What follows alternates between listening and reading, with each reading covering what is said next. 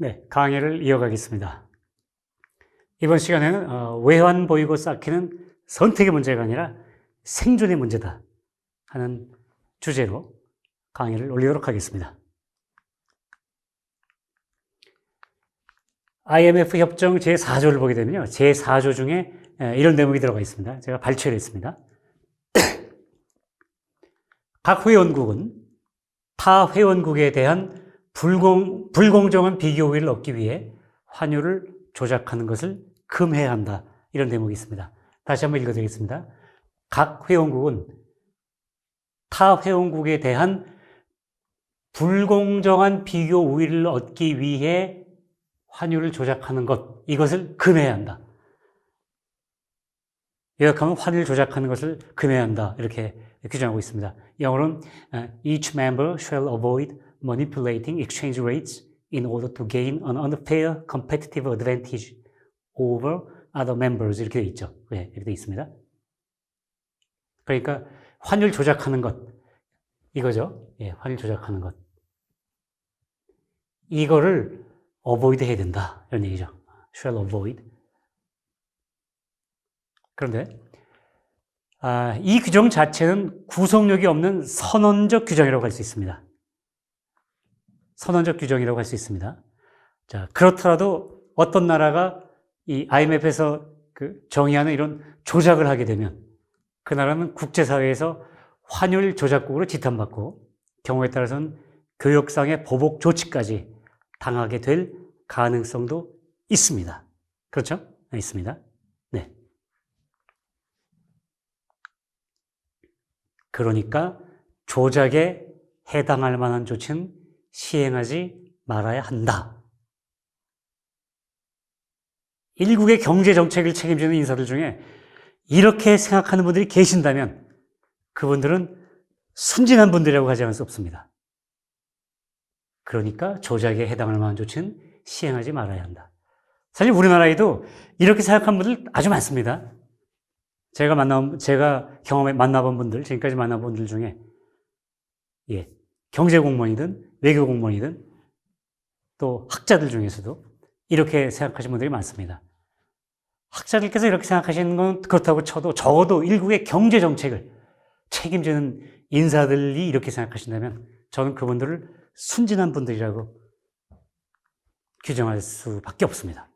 왜 그럴까요? 왜냐하면 여기 써 있죠. 의외로 많은 나라들이 자국 통화의 약세, 즉 자기 나라 입장에서 보면 고환율이죠. 자국 통화의 약세를 유도하기 위해 알게 모르게 환율을 조작하고 있는 것이 엄연한 현실이기 때문입니다. 엄연한 현실입니다.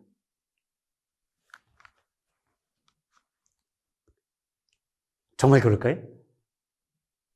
자, 봅시다. 아까 제가 열거해드린 나라들 있죠. 중국 등 외환 보유고 상위국 대부분은 조용하게 혹은 이른바 스무딩 오퍼레이션이죠. 스무딩 오퍼레이션 따위 이런 명목으로 꾸준히 외환 보유고 쌓기를 해왔습니다. 외환 보유고 쌓기를 해왔습니다. 예를 한번 볼까요? 실례로 2010년 말부터 2012년 말까지 그 2년 기간 동안 외환 보유고 증가분을 한번 볼까요? 예. 이 증가분을 보게 되면요.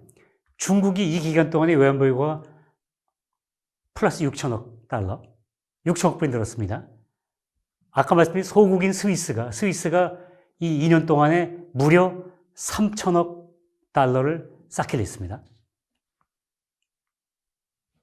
일본도 이때 아마 다급했던 것 같습니다. 평상시에는 별로 하지도 않던 그 일본이 그래도 일본도 2천억 불은 했습니다.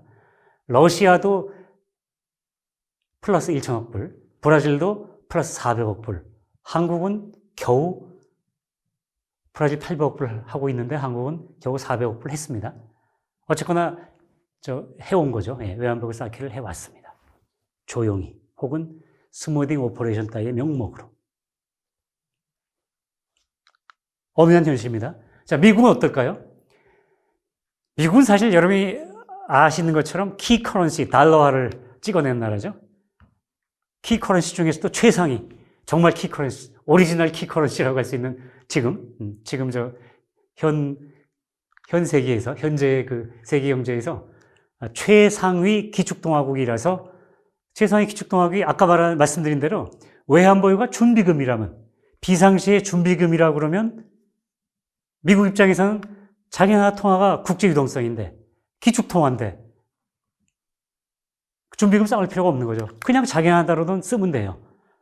외국하고 거래할 때 써도 되고, 해외 나가서 써도 되고. 그러니까 미국 입장에서는 최상위 기축통화국이라 외환보유고 쌓기를 할 명분이 애당초 없습니다. 없어갖고 쌓기를 못했을 뿐, 명분이 없으니까 못했을 뿐,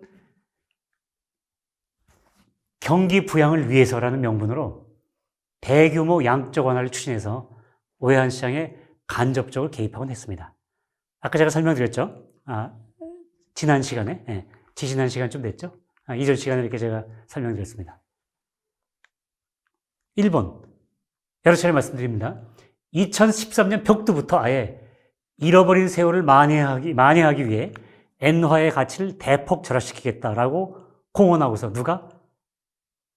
당시 아베 신조 총리죠. 이렇게 공언하고서 양적 완화를 대대적으로 시행했습니다. 정말 아예 이렇게 공언했습니다. 노골적으로까지 표현했습니다. 잃어버린 세월을 만회하기 위해 엔화의 가치를 대폭 절하시키겠다. 이렇게 공언하고서 윤전기를 쌩쌩 돌려서 엔화를 찍어내겠다. 이런 표현을 그 아베 총리가 썼죠. 네. 완화를 대대적으로 시행했습니다. 유로존도 지난번에 말씀드린 것처럼 유럽중앙은행 20일을 통해서 여러 가지 명목으로 엄청난 규모의 통화 증발을 시행을 했습니다. 이게 엄연한 현실입니다. 아까 제가 지난 시간인가? 지난 시간하고 지난 시간에 한때, 그러니까 1980년대, 70년대 뭐 이럴 때 그 외환보유고 1위 국가는 부동으로 일본이었고요. 2위, 2위를 가지고 두 나라가 다툰다고 그랬죠? 어느 나라라고 그랬죠? 지난번에 말씀드렸는데 바로 서독과 대만입니다. 그런데 아까 제가 외환보유고 순위 국가를 쭉 볼 때요. 그래도 탑 10 정도 안에 일본은 부자가 망해도 3대 간다고 일본도 들어있고, 한때 외환보유고 2위국이었던 대만도 들어있는데, 독일이 빠져있네요. 여러분 그거 발견 못하셨나요? 한때 외환보유고 2위를 다투었던 그 독일이 빠져있습니다. 왜 빠져있을까요? 독일은 순수해졌을까요? 순진해졌을까요? 아닙니다. 독일의 경우에는 외환보유고 쌓기와 동등한 작업을 기실 유로화 체제가 대신 떠맡아 해주고 있습니다. 독일은 진정 무위지위, 하지 않는 것 같지만 하는 무위지위의 조작을 하고 있습니다.